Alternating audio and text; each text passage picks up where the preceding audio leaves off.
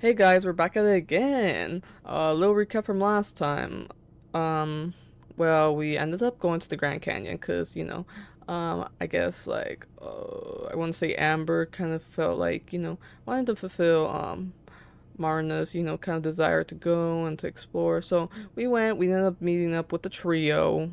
The trio, I guess, were also there, and we were just all hanging out. Then, um, Marina and Amber slipped through, and then they just like had like a good old moment. Almost had something there, but then got interrupted, and now we're back on the road again to try to find more treasure. After giving also the trio kind of an idea of where the next treasure might be. But yeah, without further ado, let's do this.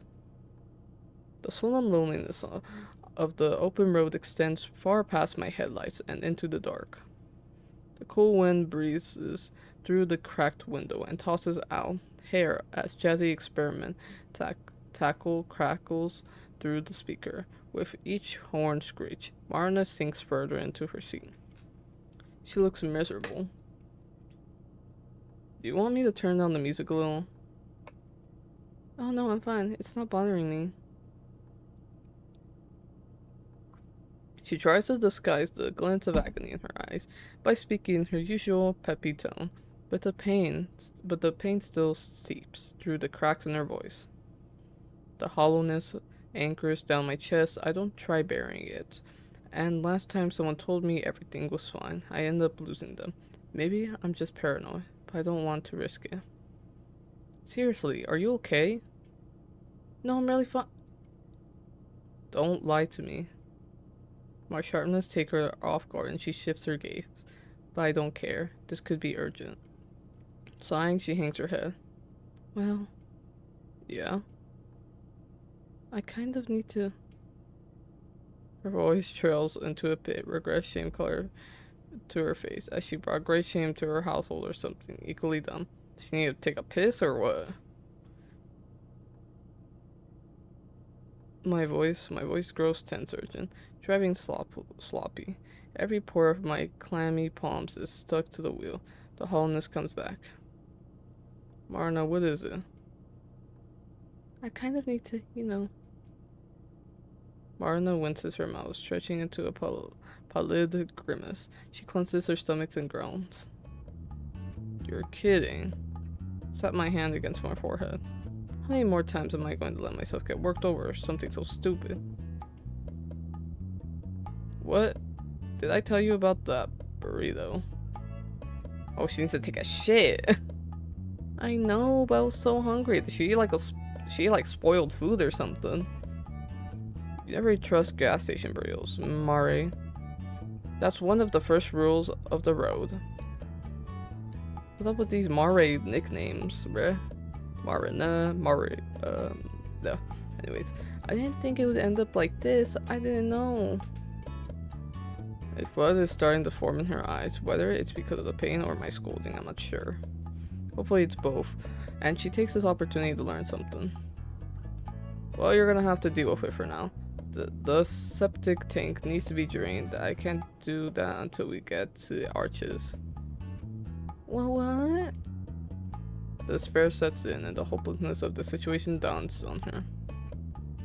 I'll stop if we pass a gas station or something, but it's not like we're gonna be for a while.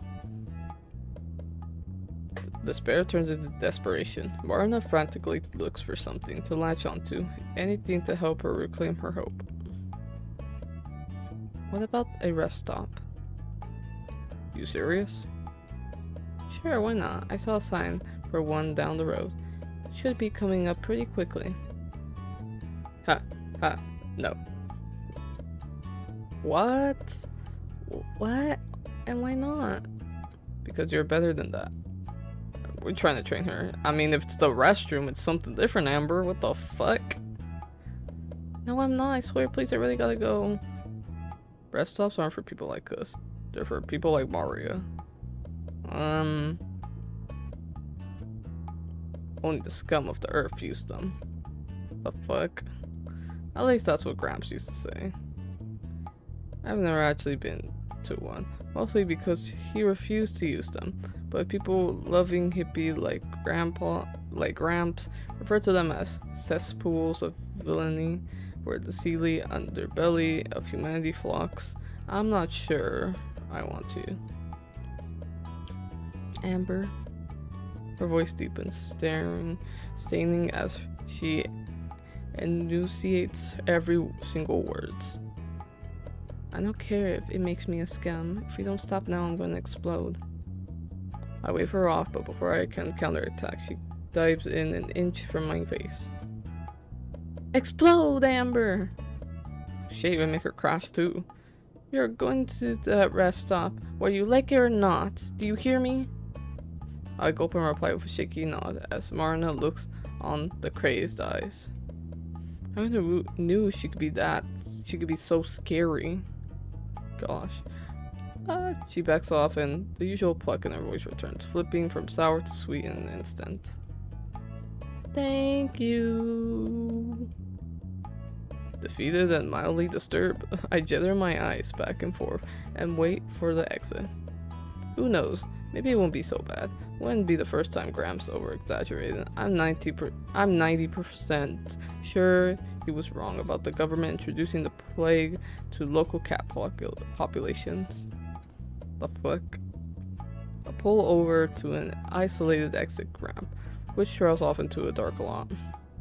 The lonely island is lit only by a sharp, unnatural light emanating from a shack of the edge of a lot, never treading more than a short distance from a building, denying it surrounded even the comfort of the dim glow. Despite the eerie darkness, we're not alone. A lone big rig with half-assed parking job hulks over the lot. Must have been in a rush. Rolling my eyes, I squeeze into the parking lot. That isn't being hogged by a trailer. I cut the ignition and the ensuing silence scanned the shadowed area for anything unusual. As I watch the silhouette emerges from the door, framed by the light from within. Before I can warn her, Marna springs from the motorhome to run for the shack. Hey, wait! It's not safe! Without pulling the key from the dash, I launch out the door after Marna. Oh, it's dark. Why the hell do we always end up running? I figure towers in the entranceway. Kicking up the gravel, I screech the standstill right behind Marna. Marna keeps jogging in place, unable to distract herself from the inevitable any other way. Oh, my eyes adjust as his features materialize. He stares at us for an uncomfortable period of time. What the fuck? The bill of his unwashed baseball cap masking his eyebrows and making his stoic expression even harder to read. Oh no, I'm getting the chills, guys. What the fuck? Tucker? Oh no, Trucker. The woman's bathroom is closed. He points to the paper taped to the door and the words out of order scribbled in a marker. I checked. His scratchy voice rings with a slight twang. Dried food stains his blathered on his tank top, his flannel unable to conceal the rip stench. I have to force myself to not look away. I can't hold it anymore. What do we have to do? What do we do? What do we do? What do we do? What do we do? Relax. Just use the guy's bathroom. What? Is that even legal? I mean, if it's an emergency. Don't know, probably. Just use it. I'll keep watch. The man interjects, his eyes still fixated on us. Don't worry. I wasn't too bad this time. It should be clear now. Wait, what? Did he take a shit in there or what the fuck?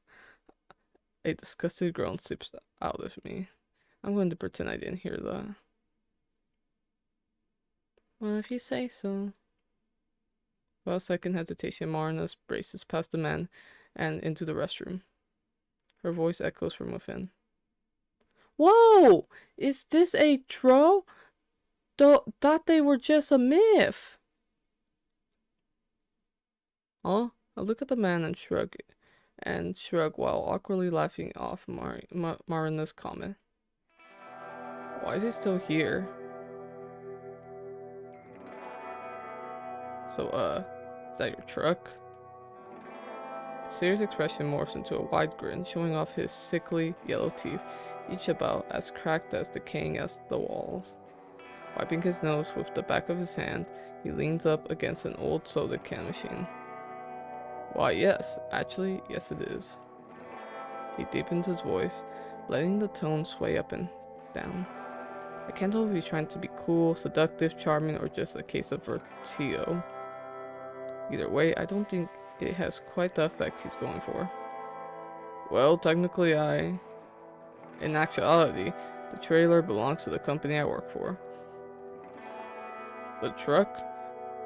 Does that 0 to 60 miles an hour in 10 seconds? That's all me, sweetheart.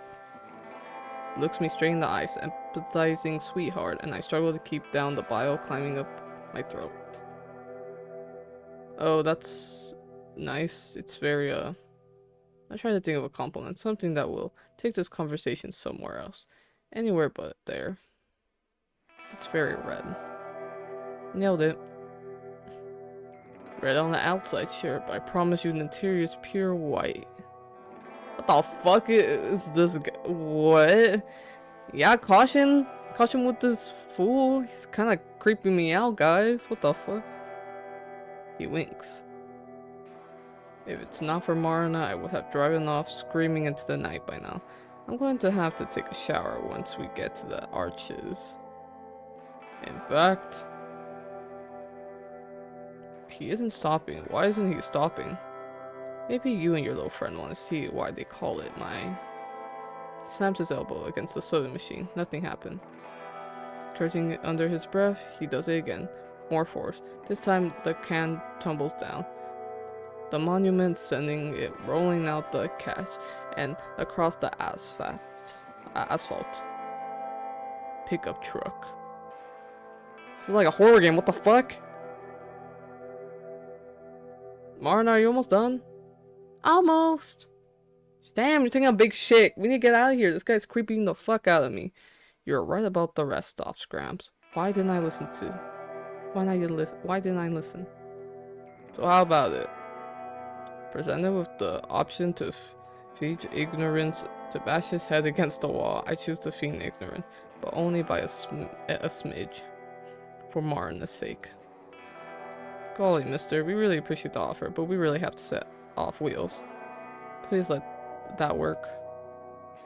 I understand. Thank God. Tucker sighs and wipes the sweat from his brow. Besides, I'm pretty busy as is. After I finish this run, I'ma find myself some treasure. Oh no. Treasure? Yeah, you know, the gold that Miner left lying around. It's all over the radio. I may have heard a thing or two about it.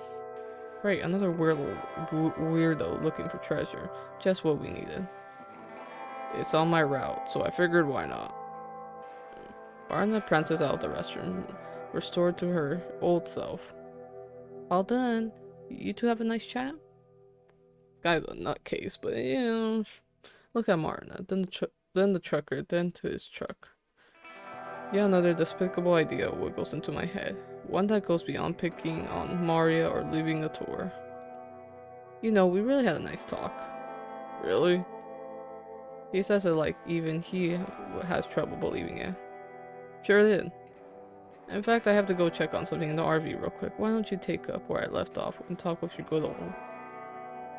What's your name? The boys on the road call me Jumbo. Jumbo, like the elephant?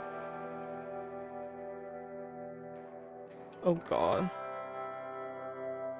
To Marina's terror, he bears his greasy smile. She backs away, half shields herself behind me, her voice softening to a whimper. Amber, I don't think I want to talk to this guy. Wait, Jumbo.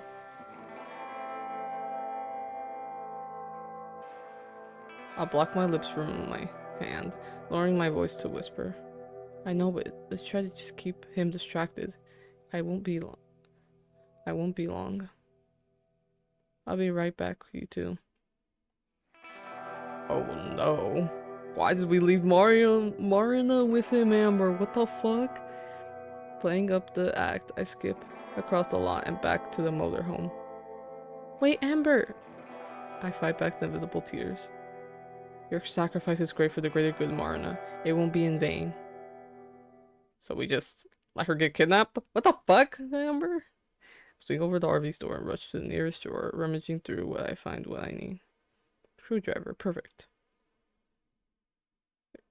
Exiting the motorhome, I sneak over the big old rig, tiptoeing so I'm not spotted. Driver's side provides a sufficient cover, hiding me from the trucker and Marina. I bend down to take a knee and gratefully concrete. With a screwdriver in hand, I unscrew the tires and unveil the stem. Once it's off, takes the screwdriver inside the hole. So we're messing up this guy's truck. The air seeps out through the steady hiss of the tire withering. Jumbo and Marina's conversation carries across a lot, even from here. I can almost feel the spit spray from his mouth as he tries chatting up Marina, the exact same tactics he used on me.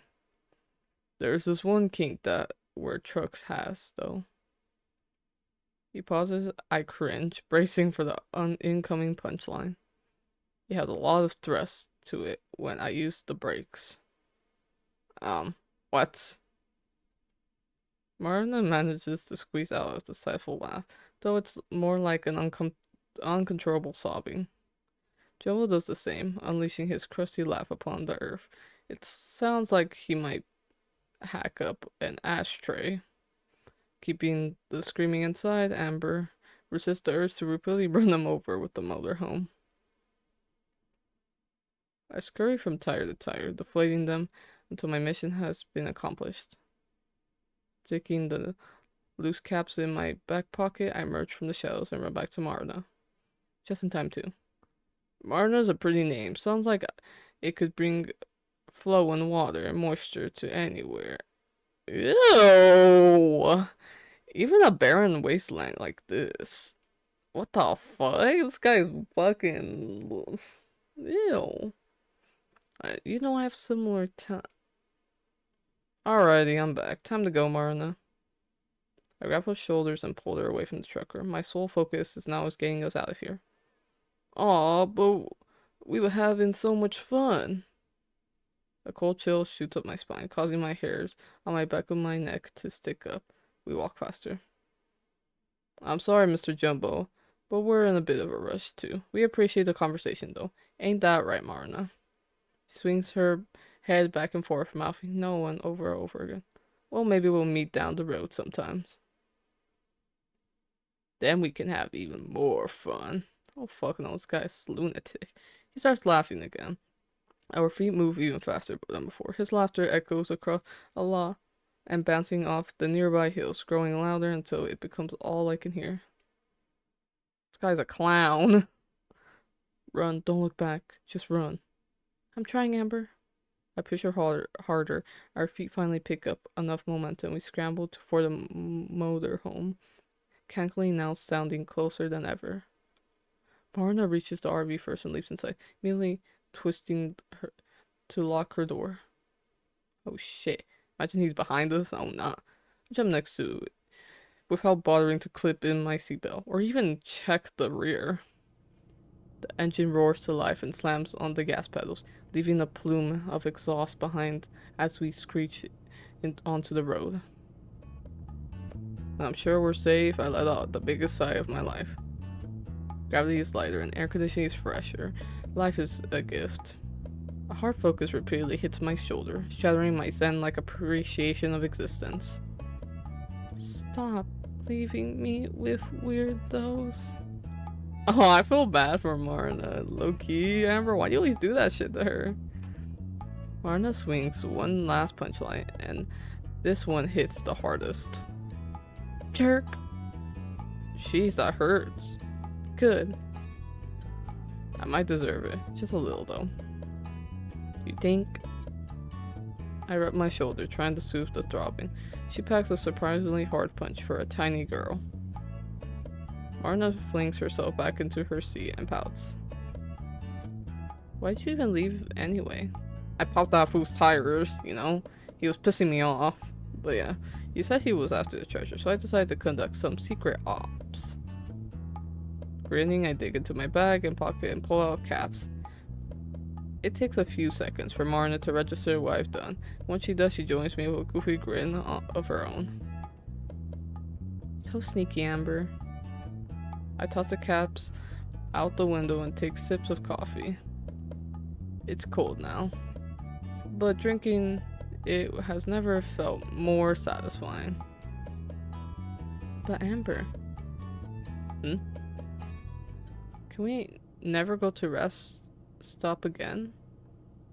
Can we never go to a rest stop again? Not a freaking night. It's always freaking scary at night. I guess we learned our lesson though.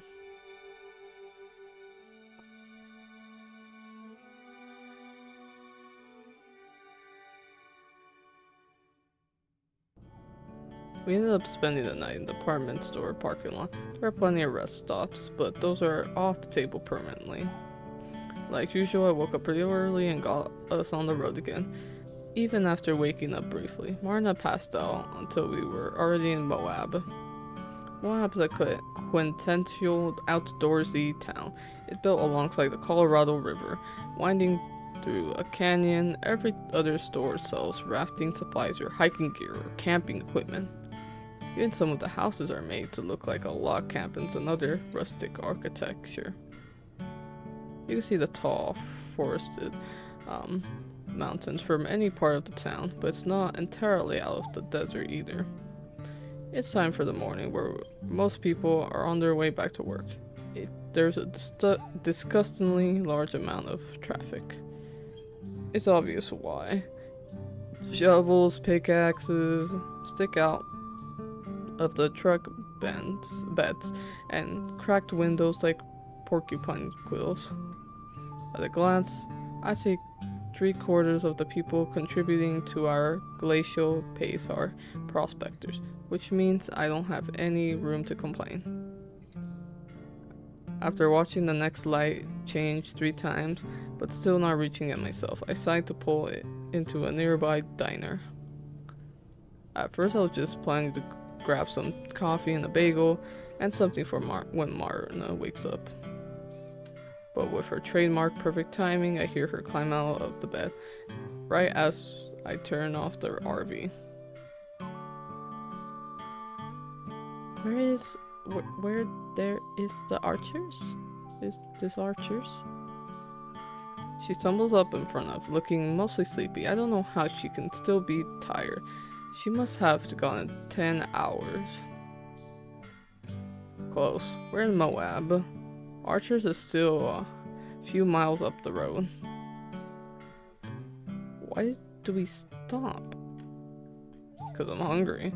If traffic is practically stalled, it could be lunch time before we get there. You were just gonna eat without me? With her grogginess, she sounds shocked and offended. I was gonna grab you something to go, but I will eat without you if you don't get ready fast. Meanie. Yeah, complain about me once you're dressed. I can see the start of a smile as she turns back to get ready. I inspect my nails while I wait. A few minutes later, she hops up in front of the Easter Bunny, chipper as ever. It's like your energy is stored in your outfit or something. You get dressed and wake right up. Marna puts on airs. I don't know what you mean. I'm always cheerful and alert. Did you know that you snore? Her pretense is dropped in a flash. I do not. You do. I lead the way out the RV. Loud like an elephant seal.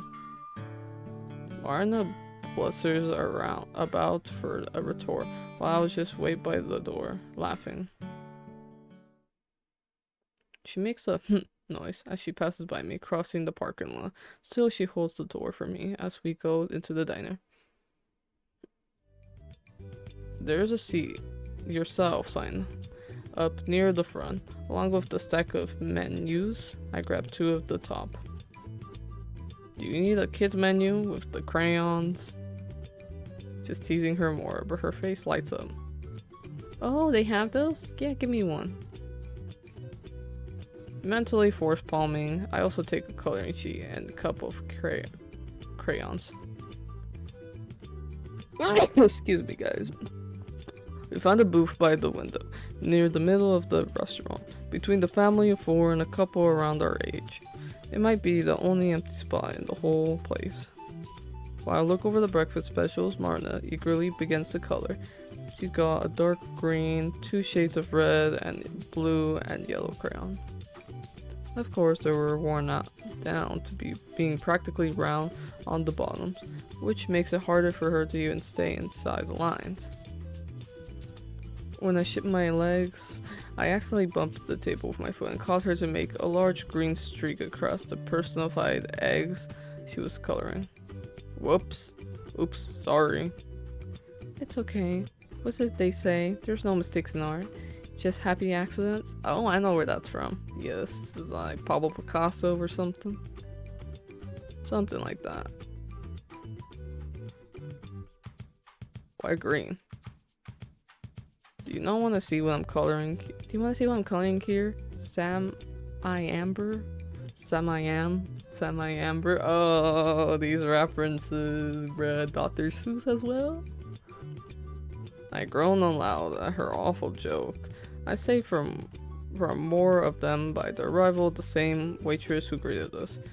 Her white uniform is stained with jelly and ketchup and who knows what else. What can I get for you? Can I get you girls something to drink?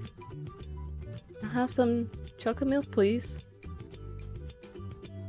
Her already questionable maturity suffers another blow. With crayons in her hand, I'm not sure I can't stand to take any more of this hits. And for you? Just a coffee. No cream or sugar. You got it. When she walks away, I nudge Marna with my foot. Chocolate milk? Seriously? Are you 8? Mimicking my voice, Marna shakes her shoulders. I mean, she does like milkshakes. Black coffee? Are you seriously? Are you 40? So one is like acts really young, another one acts really older. Hey now, like I like the taste of coffee itself. And I like the taste of milk itself, just with chocolate. You're a dork. But you love me. She chimes back in sing-song voice. I know what she means, but still causes a small lump to form in my throat. I swallow, trying to pretend that she didn't hit a little too close to home. I watch her while she goes back to coloring human/breakfast hybrids. Her lips are pursed in concentration, and there's a little gleam of the white as she bits the edge of one. She seems really focused. Surprisingly, she mostly manages to stay inside the lines of the pictures. Rather than trying to use the dull tips, she switched to the flat ones, round ends, using the edge for more precision. It's kind of working. Without looking up, she starts to chat again. So, where do we start looking today, Captain? Oh, you finally acknowledge me as Captain then, huh? I figured you deserve a turn, just this once. Thanks. I'll try not to let you down. Anyway, I have no idea. You said you think it's by one of the arches, right? Well, yeah, but doesn't really narrow it down. Pausing her coloring, she looks up at me. It doesn't? Nah, have you seen any pictures of the park? A couple, I guess. I don't know much about it, though. Well, they named the park after the arches since there were so many of them, probably hundreds. Seriously? Yeah, some are more famous than others. Let's see. There's a windstone arch and a double arch, and there are some of more famous ones. We've probably seen pictures of those, even if you don't know it. But there are still a lot lesser known ones, too. And for all we know, treasure could be in one of them that doesn't even have a name. So we're screwed. Probably, but doesn't mean we're giving up. Marna nods in satisfaction. Either my words or a slice of blue ham she just finished coloring. I don't want to lose twice in a row, so I figure we'll go look around and see if there's any clues. Maybe watch what other people are doing and thinking. Marna nods along while she's zoned out, and that tells me she's not really listening. Rather, she seems to be staring past me. I turn trying to figure out what might be attracting her attention, but there's nothing except for groups eating. I make an awkward eye contact with an old lady right beside me, and I quickly face forward. Inspecting the walls, my words kept seemed to break the spell. Huh?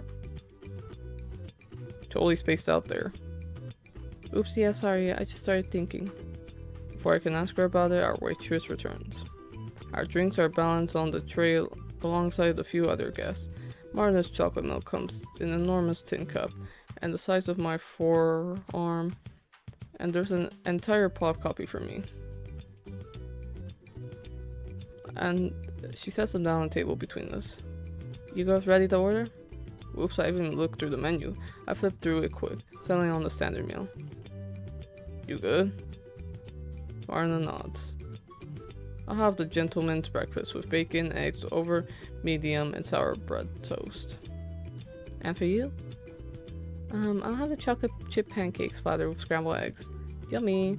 You want the kids meal or the regular? Ooh, hoo, hoo, hoo, hoo. I choked on my drink as I laughed. Feel Marna's foot crush against mine, whimpering at the end of the dribble. Coffee on my chin. I massage my shin underneath the table. Marna frowns at me, and the waitress gives me a strange look. And then the typical angelic expressions return as Marna places her order. The regular, please. And thanks. We'll have that out for you pretty soon. Once again, she heads back to the kitchen, heels clicking against the tile floor. When she out of sight, Marna begins a flurry kicks to my shin, though these ones aren't hard enough to hurt. Skewing backwards to my seat, I draw my legs up closer to me. Rude, rude, rude, rude, rude! Come on, you were asking for it. The food and the milk. The waitress was asking. That was just icing on the cake. The pancake. It's not my fault. You are that sophisticated adults don't appreciate chocolate like I do. You have bigger sweet tooth than anyone I've ever met. Seriously, how many cavities you have? None. I brush my teeth twice a day, every day. And last time I went to the dentist, he said my teeth were so shiny you could see his reflection in them. And when was that? I think she thinks about it for a minute. Maybe 3 years? That doesn't count anymore then.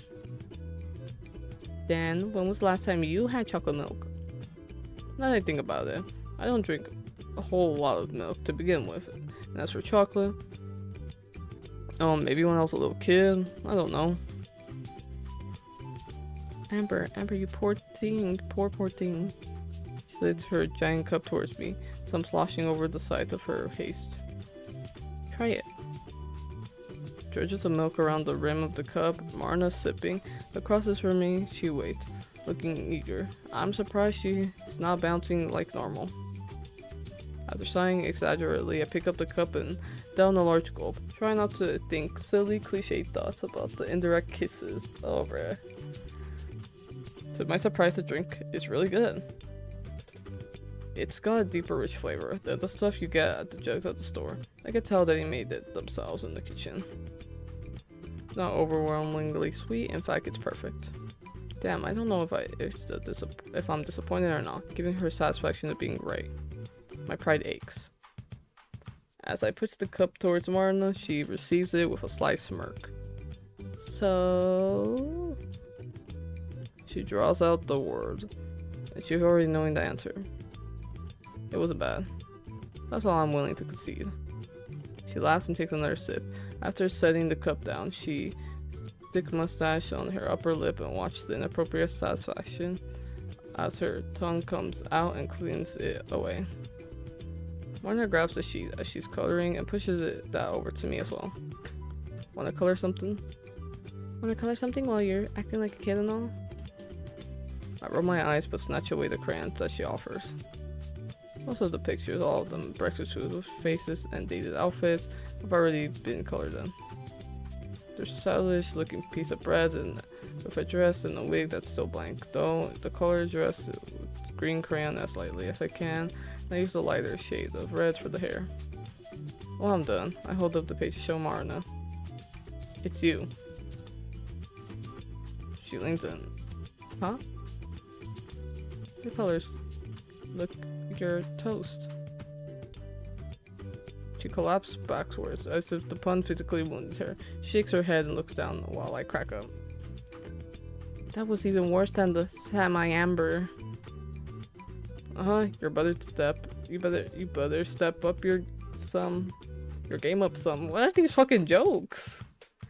Please stop. I don't plan to. The only thing that saves her is the arrival from our waitress right then. That's pretty fast service considering how busy this place is. Keeping in style are oversized beverages. The portions are enormous. The plate that Marna's pancakes are served is so large it looks like it could be used as a shield back in the medieval times, and the pancakes form a tower that's probably half of the foot tall.